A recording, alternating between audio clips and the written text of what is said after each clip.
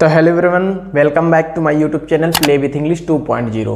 एक बार फिर से मैं आप सभी लोगों का आपके अपने YouTube channel play with English 2.0 में स्वागत करता हूं। दोस्तों, आज जैसे मैंने इंग्लिश के बारे में थोड़ी सी बात फर्स्ट वीडियो में की थी, तो आज क्या करना है उस चीज़ को आज समझें। जैसे मैंने देखा है कि इंग्लिश में टीचर हमें ग्रामर पढ़ाते हैं। कैसी ग्रामर? वही noun is the name of any person place or thing कि नाउन की डिफिनेशन दे देते हैं, प्रोनाउन की डिफिनेशन देते हैं, यानी मोटा मोटी पार्ट ऑफ स्पीच पढ़ाते हैं, है ना। टेंस वगैरह सारी चीज़ें पार्ट ऑफ स्पीच वो लोग पढ़ाते रहते हैं। फिर भी हमें समझ में नहीं आता, हम सारा रूल पढ़ लेते हैं, लेकिन हमसे जब क्वेश्चन बनाने की बारी आती है, जब हम लोग क्वेश्चन बनाना चाहते हैं, फिर क्वेश्चन नहीं बनता है। इसका सबसे बड़ा कारण क्या है? मैंने और भी देखा है कि टीचर हम लोगों को रटाते हैं पार्ट ऑफ स्पीच की डिफिनेशन। जैसे फॉर एग्जांपल, अगर मैं अभी आप लोगों के सामने एक वर्ड, कोई भी एक वर्ड लिखूं, जैसे मैं लिख दूं यहां पे मैन, मैं लिख दूं यहां पे मैन, सिंपल सा। अब मैं आपसे बोलूं कि ये पार्ट ऑफ स्पीच में कौन सा वर्ड है। देखो, जब हम लोग छोटे लेवल पे पढ़ रहे थे, हाई स्कूल था हमारा, तो वहां पे चलो ठीक है, ये मैन एक नाउन था, है ना। हमको कोई भी वर्ड दिया जाता तो हम पहचान लेते थे। लेकिन आज जिस लेवल पे आप हो, ग्रेजुएट लेवल पे, क्या आप उस हाई स्कूल के बच्चे से डिफरेंट इंग्लिश जानते हो? यानी बात मैं क्या बोल रहा हूं कि जो इंग्लिश आप जानते हो, सेम टू सेम वही इंग्लिश वो हाई स्कूल का बच्चा जानता है। नाउन की डिफिनेशन आपको पता है, नाउन की डिफिनेशन उस बच्चे को पता है। नाउन के 5 प्रकार आपको पता है, नाउन के 5 प्रकार उस बच्चे को पता है। टेंस आपको पता है, टेंस उसको पता है। तातीते आपको पता, तातीते उसको पता। मैं इस चीज को हाईलाइट करना चाहता हूं। आखिर ये आपको दिखा एक वर्ड और आपने बोला कि ये सर नाउन है। आपके माइंड में आ रहा होगा कि मैंने पूछा कि ये वर्ड कौन से पार्ट ऑफ स्पीच का, तो आपके माइंड में आ रहा होगा कि ये नाउन है। और अब मैं पार्ट ऑफ स्पीच की डिफिनेशन लेता हूं आप लोगों के सामने। किसकी? पार्ट ऑफ स्पीच की डिफिनेशन। देखो, पार्ट ऑफ स्पीच की डिफिनेशन क्या कहती है? पार्ट ऑफ स्पीच की डिफिनेशन कहती है कि the words of English on the basis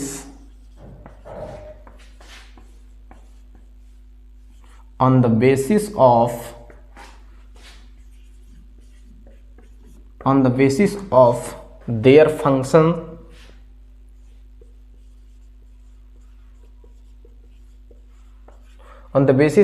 functions are divided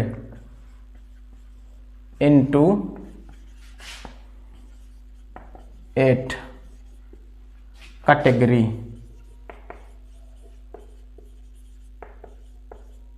ठीक है, they are called part of speech. यानी सिंपल आपने लिखा कि words of English on the basis of their functions are divided into 8 categories. यानी इंग्लिश को नहीं, English के सारे शब्दों को उनके फंक्शन के आधार पे हम 8 भागों में बांटते हैं। ये इसका डिफिनेशन है। इंग्लिश में जितने भी वर्ड हैं, 20 लाख वर्ड हैं, जब उनका फंक्शन कराया जाएगा तो वो 8 भाग में बट जाते हैं, और वही फंक्शन के आधार पर हम उसका स्टेटस पता करते हैं। अब मैं आप लोगों से एक बात बोल रहा हूं, हम लोग हिंदू कम्युनिटी से हैं, तो हम लोगों को एक मंत्र रटाया गया है, हमको भी, आपको भी, मुझे भी याद है, आप लोगों को भी याद है, गायत्री मंत्र। ओम भूर्भुवः तत्सवितुर्वरेण्यं भर्गो देवस्य धीमहि धियो यो न प्रचोदयात्। अब जिसने भी हमको ये बताया है, मैं उससे भी पूछूं कि क्या इसका मीनिंग पता है आपको? जैसे हमको इतना जानते हैं कि ये भगवान के लिए है, तो मन में भाव कैसे आ रहा है कि भगवान की कोई प्रार्थना है, मंत्र है, हम पढ़ लिए, लेकिन मीनिंग भाव आ रहा है। वैसे ही इसमें किया गया, हमें रटा दिया गया कि the words of English on the basis of their functions are divided into 8 categories. सारा टीचर इसको रटाता है, लेकिन इसको हाईलाइट वो लोग नहीं किए हैं। वो लोग अपने वही पुराने स्टेप पे आ जाते हैं, noun pronoun verb adjective adverb, वो पुराने स्टेप पे आ जाते हैं। लेकिन यहाँ पे क्या कहता है कि ऑन द बेसिस, ये देखो, on the basis of their functions, on the basis of their functions, मतलब फंक्शन के आधार पे। अब फंक्शन किसे कहते हैं? फंक्शन का मतलब होता है उस वर्ड को सेंटेंस में यूज कर दो। जब सेंटेंस में आप यूज कर दोगे तो वो वर्ड बताएगा कि मैं कौन सा फंक्शन कर रहा हूं। जैसे देखो इधर मैं अगर लिख दूं 3 पुलिसमैन द एरिया, और यहां पे मैंने फुल स्टॉप लगा दिया। आप सब लोगों को पता है कि जब भी सेंटेंस के लास्ट में फुल स्टॉप दिख जाए तो वो एक सेंटेंस होता है, ये भी आपको पता है। अब देखो सब्जेक्ट, वर्ब, ऑब्जेक्ट। हाँ, अभी ये सेंटेंस मैंने लिखा तो आप लोगों को मीनिंगलेस नजर आ रहा है। क्या? मीनिंगलेस। और हमें पढ़ाया जाता है sentence is meaningful collection of words. अब मैं मीनिंग निकालना भी आपको बताता हूं। देखो ये कंप्रहेंशन में भी बहुत जोर डालेगा, ध्यान से सुनना इस चीज को। अब मैं मीनिंग यहाँ का ये मैंने बोला कि भाई फुल स्टॉप लगाया तो ये सेंटेंस है, यानी ये आपका सब्जेक्ट हो गया, ये आपकी वर्ब हो गई और ये आपका ऑब्जेक्ट हो गया। यही तो होता है, यही तो मिलकर सेंटेंस बनाता है। अब पुलिस है, एरिया है, तीन पुलिस के लोग, यानी यहाँ पे 3 पुलिस है तो 3 पुलिस वाले, 3 पुलिस के लोग एरिया को क्या करते हैं। इस बात को आप सोचो कि अगर पुलिस है वो एरिया में है तो वो एरिया को क्या करेगी। आप इस बात को सोचो, मैंने बोला है सोचो। डांस तो करेगी नहीं एरिया में। अगर पुलिस वाले हैं एरिया में क्या करेंगे? एरिया की रक्षा करेंगे, प्रोटेक्ट करेंगे, राइट। तो यहां पे मैन का मतलब है protect. 3 police protect the area. आप समझ में आया? ये मैन का यहां पे वर्ब है, यहां पे इस सेंटेंस में वर्ब है ये, और ये होता है on the basis of their functions. देखो ना, अभी मैं आपको बोलूं ये क्या है तो आप बोलोगे सर ये तो वर्ब है, लेकिन अगर मैं इसको सेंटेंस में यूज कर दूं, क्योंकि हमने पढ़ा on the basis of their function, तो इज आ वर्ब। देख लो ये फुल स्टॉप लगाया, अब ये आपकी वर्ब हो गई, ये आपका नाउन हो गया। देख लो on the basis of their function. अब देखो अगर मैं बोलूं आई, तो आप सबको पता है कि सर ये तो प्रोनाउन है, आई प्रोनाउन है। या मैं इन बोल दूं, सब बोलोगे सर प्रीपोजिशन है। अगर मैं यहां लिखूं ही केम इन, अगर ये प्रीपोजिशन था या प्रीपोजिशन है तो इसको प्रीपोजिशन ही रहना होगा हमेशा, लेकिन नहीं, यहां पे ये इन देखो एडवर्ब हो गया, इस वर्ब से जुड़ा है तो ये एडवर्ब हो गया। अभी यहीं पे आपको मैं बोलूं ही केम इन द मॉर्निंग। बच्चों आप लोगों को समझ में आ रहा होगा, यहां पे इन क्या है? प्रीपोजिशन हो गया। देख लो यहां पे इन आपका एडवर्ब हो गया, यहां पे इन आपका प्रीपोजिशन हो गया, और यहां पे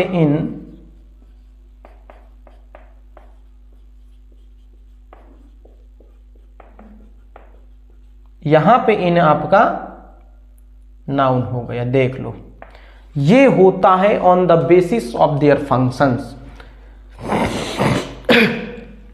सॉरी, इसको मैं आप लोगों को बताना चाहता हूं, मैं ये इंडिकेट करना चाहता हूं कि जो आप पढ़ रहे हो उससे ऊपर उठो, सोचो। इंग्लिश का कोई भी वर्ड जब तक उसको फंक्शन नहीं कराओगे उसका स्टेटस पता ही नहीं कर सकते आप। ग्रेजुएट लेवल पे हो यार, कुछ ऐसा करो जो आप जानते हो वो दूसरा ना जाने। अगर ये मैं यहां पर मेरी कोई भी बात गलत है तो आप बिल्कुल मेरे को कमेंट कर सकते हो। अगर ये on the basis of their functions ना होता तो इज वर्ब थी, लेकिन यह नाउन मैंने बनाया। इन प्रीपोजिशन था, यहां एडवर्ब बना। इन प्रीपोजिशन था, नाउन बना। इन प्रीपोजिशन था, प्रीपोजिशन यहां पे देखो बन रहा है। जैसे अगर मैं यहीं पे आप लोगों के सामने लिखूं, देखो कोई भी वर्ड, इंग्लिश का कोई भी वर्ड आप कुछ भी बना सकते हो उसको फंक्शन कराने के बाद। अगर मैं यहां लिखूं you should police your emotions well, ठीक। अब यहां पे देखो सब्जेक्ट शुड के बाद भी बनाता है वर्ब, ठीक है। इस पुलिस का क्या मतलब है ये समझो, मीनिंग समझो पहले। जब तुम्हें किसी भी वर्ड की मीनिंग समझ में ना आए, चाहे वो कंप्रेंशन हो, क्लोज टेस्ट हो, कुछ भी हो, मीनिंग समझ में ना आए, तो कभी ऐसा नहीं होता कि सेंटेंस की सारे वर्ड आपको समझ में नहीं आते, सारे वर्ड का मीनिंग आपको नहीं पता होता। कुछ ही वर्ड होते हैं जिनका मीनिंग आपको नहीं पता होता, लेकिन बहुत सारे वर्ड ऐसे भी होते हैं जिनका मीनिंग आपको पता होता है। अब यहां पे पुलिस का मुझे मीनिंग चाहिए। योर इमोशंस वेल, अपने इमोशंस को तुमको क्या करना चाहिए, अच्छे से कंट्रोल करना चाहिए। इमोशन है तो कंट्रोल करो, तो यहां पे क्या है, control. You should control your emotions well, you should control, यहां पुलिस का मतलब है कंट्रोल। अब यहां पे आप मैन के जगह में पेट्रोल भी यूज कर सकते हो। यहां पे 3 पुलिस पेट्रोल द एरिया, यानी आपको मैं दिखा रहा हूं on the basis of their functions. ये होता है, ये इंग्लिश हमको पढ़ना है, क्योंकि मैंने देखा है कि भाई मैं भी उसी राह पे था। मैं नाम नहीं लूंगा, लेकिन मैंने भी जिस टीचर से पढ़ा है, मैंने भी वही चीजें पढ़ी हैं। लेकिन सोचो इस बात को कि हमें सजेस्ट क्या किया जाता है और रियलिटी क्या होती है। और अभी तो बहुत कुछ बाकी है मेरे दोस्त। देखो, हम ग्रामर को स्टार्ट करेंगे कहां से, वर्ड से। इस सेंटेंस में कोई भी एक सेंटेंस देखोगे तो उसमें आपको वर्ड दिखेगा, और वर्ड का हमें ग्रामर पढ़ना है। जब हम लोग वर्ड का ग्रामर पढ़ लेंगे, उसके बाद यार बनाओ ना, कुछ भी बनाओ, पैसेज बनाओ, कुछ भी बनाओ यार, आप कॉमन एरर बनाओ, कुछ भी बनाओ, सब कुछ आसान लगेगा। जो इस नए वर्ष में जो भी इस वीडियो को देख रहा होगा, जो भी देखेगा, 100% वो सफल हो जाएगा, क्योंकि इंग्लिश ये है जो मैं बता रहा हूँ, और यही प्लेटफॉर्म इसीलिए मैंने चुना है। तो आई होप कि वीडियो आप लोगों को अच्छी लगी होगी। तो हम लोग अब कल ग्रामर ऑफ वर्ड्स का ग्रामर पढ़ेंगे, ठीक है। तो आज की अगर वीडियो अच्छी लगी हो तो लाइक जरूर कर देना, और प्यारा सा एक कमेंट कर देना। हाँ, फीडबैक आपका बहुत ज़रूरी है। और क्या ये जो मैंने पढ़ाया आपको, क्या ये रियलिटी है, क्या ये सच्चाई है, on the basis of their functions है। अगर ये आपको नहीं समझ में आ रहा है कि मैन वर्ब कैसे बन गया, पुलिस वर्ब कैसे बन गया, तो आपके पास ऑक्सफोर्ड की डिक्शनरी जरूर होगी, तो वहाँ पे जाएं, मैन और पुलिस को निकालें, देखो वो वर्ब वहाँ पे उसको बनाया गया है, वहाँ पे उसको बताया गया है कि ये वर्ब होते हैं, कुछ भी बन सकते हैं। तो on the basis of their function को पकड़ के ये सारी चीज़ें मैंने किया। तो मिलते हैं नेक्स्ट वीडियो में, तब तक के लिए सभी को जय हिंद।